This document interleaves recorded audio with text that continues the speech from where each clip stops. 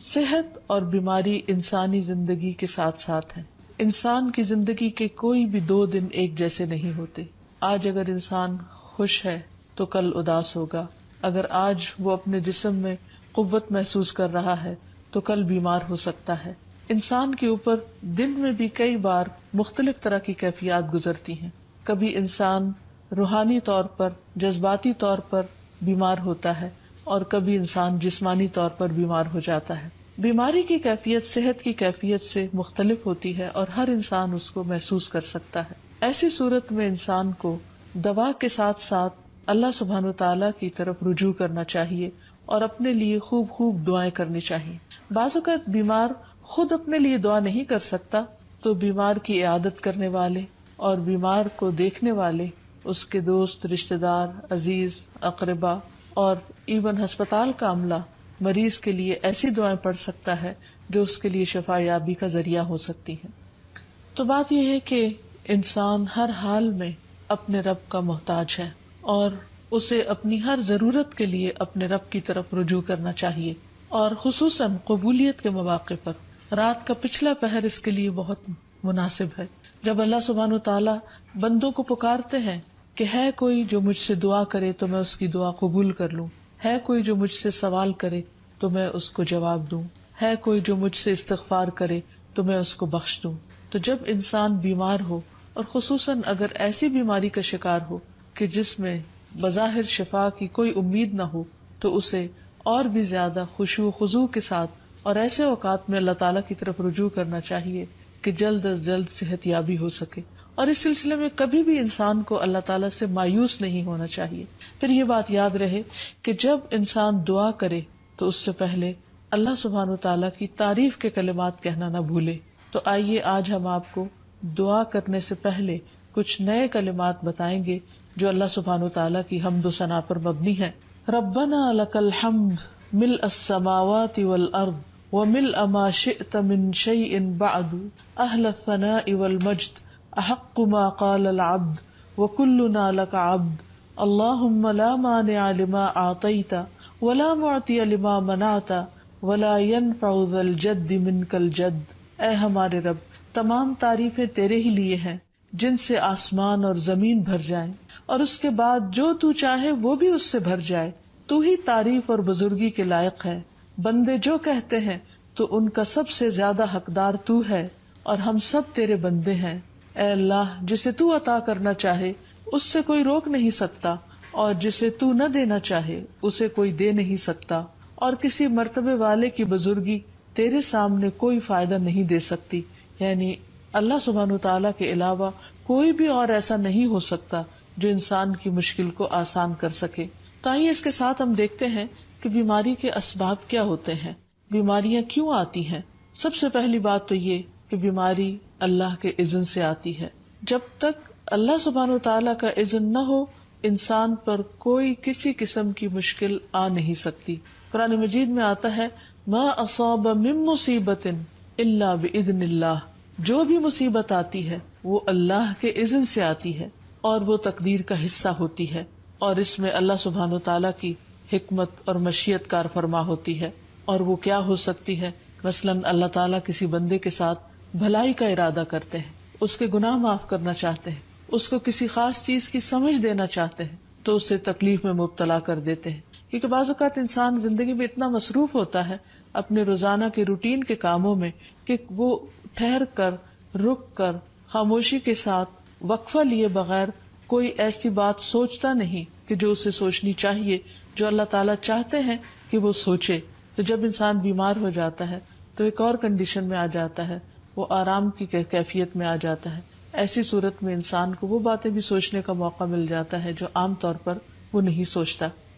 پھر اسی طرح ہمیں ہمارا دین یہ بھی بتاتا ہے کہ بعض اوقات انسان پر بیماری یا کوئی بھی تکلیف اس کے اپنے ہاتھوں کی کمائی سے آتی ہے، یعنی اس کا اپنا کوئی گناہ یا قصور ہوتا ہے جس کی بنا پر اسے وہ تکلیف پہنچتی ہے. قرآن مجید میں آتا ہے وما اصابکم من مصیبت فبما کسبت ایدیکم ویعفو عن کثیر. اور تمہیں جو بھی مصیبت پہنچی تو وہ اس وجہ سے ہے جو تمہارے ہاتھوں نے کمایا، اور وہ بہت سی چیزوں سے درگزر کر جاتا ہے. اسی طرح بعض اوقات انسان کی بیماریاں اس کے کسی گناہ کا نتیجہ ہوتی ہیں۔ عمر رضی اللہ عنہ نے جب عباس رضی اللہ عنہ سے بارش کی دعا کرنے کے لیے کہا تو انہوں نے کہا، اے اللہ، بے شک مصیبتیں گناہوں کی وجہ سے ہی نازل ہوتی ہیں اور انہیں صرف توبہ ہٹا سکتی ہے۔ پھر اسی طرح ایک اور روایت میں آتا ہے، رسول اللہ صلی اللہ علیہ وسلم نے فرمایا، جب بھی کسی رگ یا آنکھ کو نقصان پہنچتا ہے تو وہ کسی نہ کسی گناہ کی وجہ سے ہوتا ہے،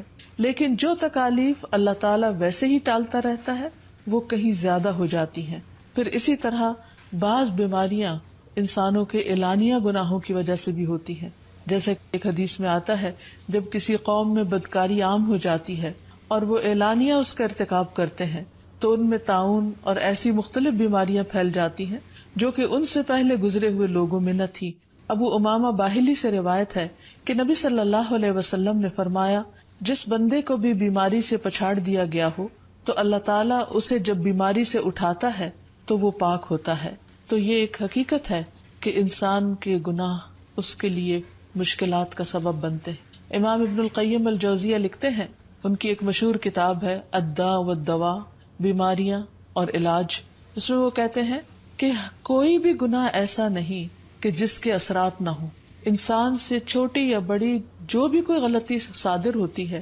اس کے نتیجے میں کچھ نہ کچھ اثرات اس کی زندگی پر ضرور پڑتے ہیں۔ ہاں اگر اللہ تعالیٰ معاف کر دے تو وہ اور بات ہے، ورنہ ہر گناہ کی ایک تاثیر ہوتی ہے، اور ان تاثیرات میں سے ایک چیز یہ ہے کہ انسان مختلف قسم کی بیماریوں میں مبتلا ہو جاتا ہے۔ اسی لیے ہم دیکھتے ہیں کہ جب انسان بیماری میں مبتلا ہوتا ہے تو اللہ تعالیٰ اس بیماری کو اس کے گناہوں کا کفارہ بنا دیتے ہیں۔ جیسے حدیث میں آتا ہے کہ جس مسلمان کو کانٹا چبھے یا اس سے زیادہ کوئی تکلیف پہنچتی ہے تو اللہ تعالیٰ اس کے ذریعے اس کے گناہوں کو اس طرح دور کر دیتا ہے جس طرح درخت سے اس کے پتے جھڑتے ہیں۔ تو اس سے ہمیں یہ پتہ چلتا ہے کہ بیماریوں کے آنے کے مختلف اسباب ہوتے ہیں۔ بیماری بہرحال جس بھی وجہ سے آئے، لیکن اصل چیز دیکھنے کی یہ ہے کہ مومن کا رویہ کیا ہے۔ مومن کو اگر کوئی کانٹا بھی چبھتا ہے تو وہ اس پر صبر کرتا ہے۔ اس لیے بیماری یا تکلیف کے آنے پر انسان کو اللہ سے راضی رہنا چاہیے، شکوہ نہیں کرنا چاہیے، کیونکہ جو اللہ سے راضی ہو جاتا ہے کسی آزمائش پر، اللہ تعالیٰ بھی اس سے راضی ہو جاتا ہے۔ پھر اسی طرح اللہ تعالیٰ کا شکر ادا کرنا چاہیے، کیونکہ بیماری اس سے زیادہ شدید بھی ہو سکتی تھی، لہٰذا انسان کو اللہ تعالیٰ جس حال میں رکھے انسان اس پر شکر گزار رہے۔ پھر یہ کہ انسان کسی بھی بیماری میں کسی بھی قسم کی ہو اور زندگی کے کسی بھی حصے میں ہو، اس میں مایوس نہ ہو، پر امید رہے کہ بیماری دور ہو جائے گی۔ پھر اسی طرح اگر بیماری طول پکڑ جائے تو انسان کو گھبرانا نہیں چاہیے، کیونکہ ہر گزرنے والا لمحہ انسان کے درجات میں اضافے کا سبب بنتا ہے اور اس کے گناہ مسلسل جھڑتے چلے جاتے ہیں حتیٰ کہ انسان بالکل پاک صاف ہو جاتا ہے۔ پھر اسی طرح انسان کو بیماری کی حالت میں دوسروں سے شکوے شکایات نہیں کرنی چاہیے، کیونکہ بیماری اللہ کے اذن سے آتی ہے، اور جب انسان ہر ایک کے آگے رونے لگتا ہے تو گویا وہ اللہ تعالیٰ کا شکوہ کر رہا ہوتا ہے، جو چیز اللہ تعالیٰ کو پسند نہیں۔ پھر اسی طرح منہ سے برے الفاظ نہیں نکالنے چاہیے، بیماریوں کو کوسنا نہیں چاہیے، اور پھر ایسے الفاظ نہیں ادا کرنے چاہیے کہ مجھے لگتا ہے کہ اس بیماری میں میری زندگی چلی جائے گی، یا یہ کہ کسی مریض کی عیادت کے لیے جا کر اس کو اس قسم کی بات نہیں کرنی چاہیے، خواہ کتنی ہی خطرناک بیماری کیوں نہ ہو، ہمیشہ اسے امید دلانے چاہیے، کیونکہ مایوسی کے الفاظ اور برے بھلے اور منفی قسم کی باتیں اللہ تعالیٰ کو پسند نہیں، اور انسان ویسے بھی جیسے سوچتا ہے پھر اس کے ایکشن اس کے مطابق ہونے لگتے ہیں۔ اب یہ ہے کہ انسان بیماری میں دوا ضرور کرے،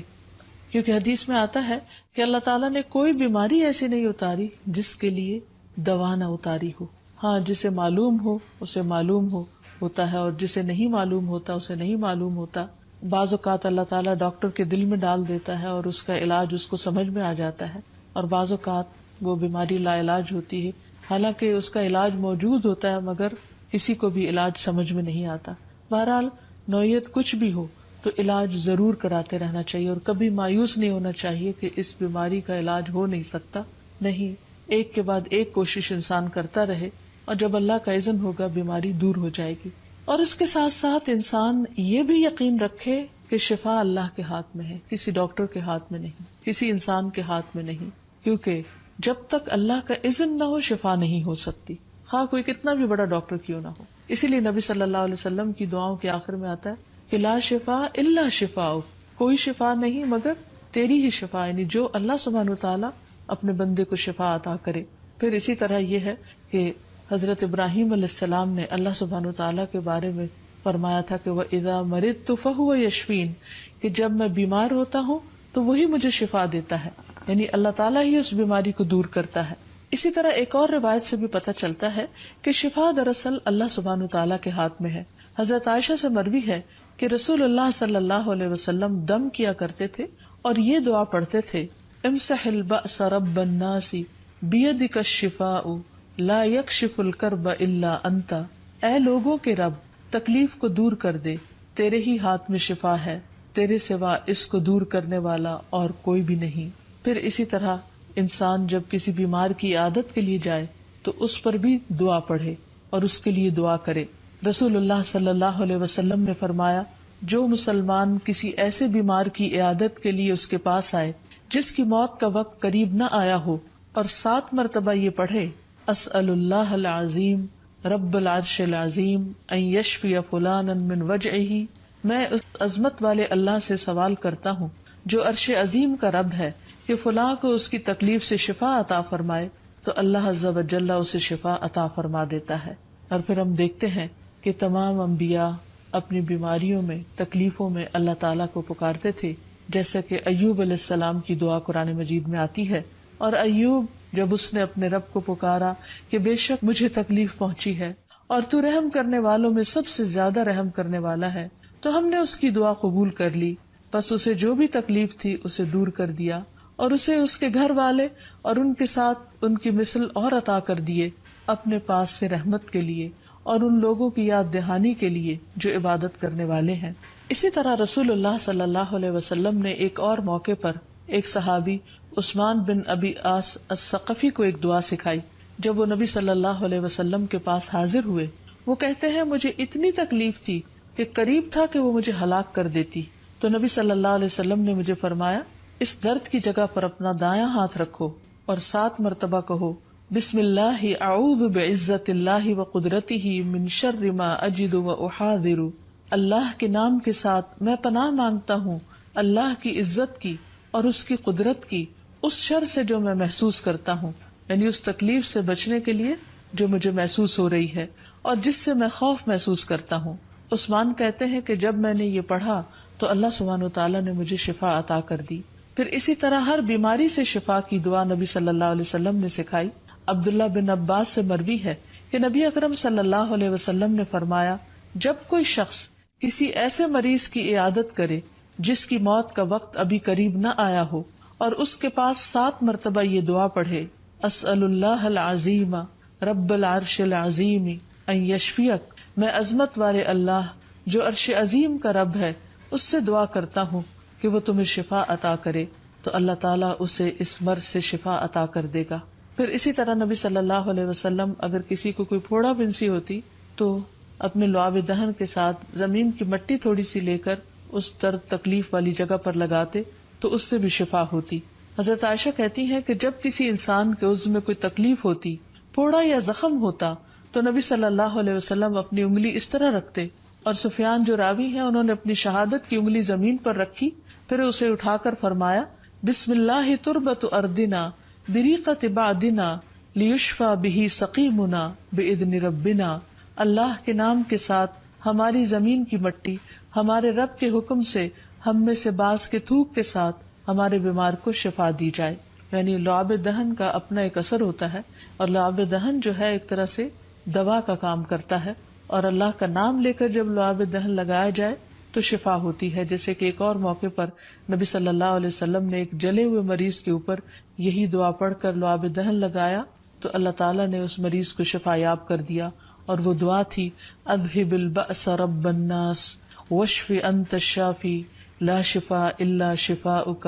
شفاء لا یغادر سقما۔ پھر اسی طرح ایک موقع پر ایک قبیلے کے سردار کو جب بچھو نے کاٹ لیا اور اس کے جسم میں زہر پھیل گیا تو ایک صحابی نے سورۃ الفاتحہ پڑھ کر اس پر دم کیا تو اس سے اس کو شفا ہو گئی، اور یہ بات جب نبی صلی اللہ علیہ وسلم کو بتائی گئی تو آپ اس پر خوش ہوئے۔ اور سورۃ فاتحہ سب لوگوں کو آتی ہے، اسی لیے اس کا نام سورۃ الشفا بھی ہے، کیونکہ یہ بیماری میں بطور علاج پڑھی جاتی ہے مریض پر. مریض خود بھی پڑھ سکتا ہے اور اس کے اٹینڈنٹس بھی اس پر پڑھ سکتے ہیں. حضرت علی رضی اللہ تعالیٰ عنہ کہتے ہیں کہ نبی صلی اللہ علیہ وسلم کو بچھو نے ڈس لیا اور آپ نماز پڑھ رہے تھے. جب آپ نماز سے فارغ ہوئے تو آپ نے فرمایا اللہ تعالیٰ بچھو پر لعنت کرے، یہ نہ نمازی کو چھوڑتا ہے نہ کسی اور کو. پھر آپ نے پانی اور نمک منگوایا، آپ اس پر ملتے جا رہے تھے اور یہ صورتیں پڑھ رہے تھے، قل یا ایھا الکافرون وقل اعوذ برب الفلق اور قل اعوذ برب الناس. تو یہ بھی ایسے مواقع پر پڑھی جا سکتی ہیں.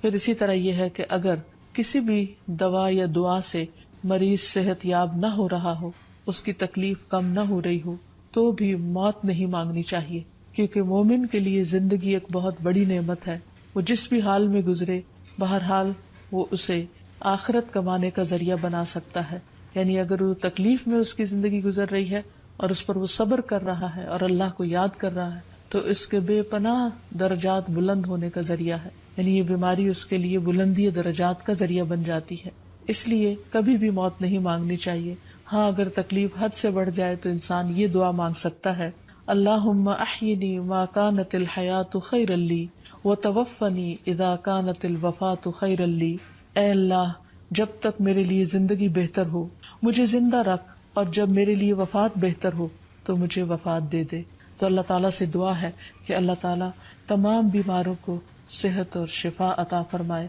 اور ہمیں بیماری اور آزمائش کے موقع پر اپنی طرف رجوع کرنے کی توفیق دے اور ہر طرح کے شرک اور ایسے کاموں سے بچائے جو اس کو ناراض کرنے والے. وآخر دعوانا ان الحمد للہ رب العالمین. السلام علیکم ورحمۃ اللہ وبرکاتہ.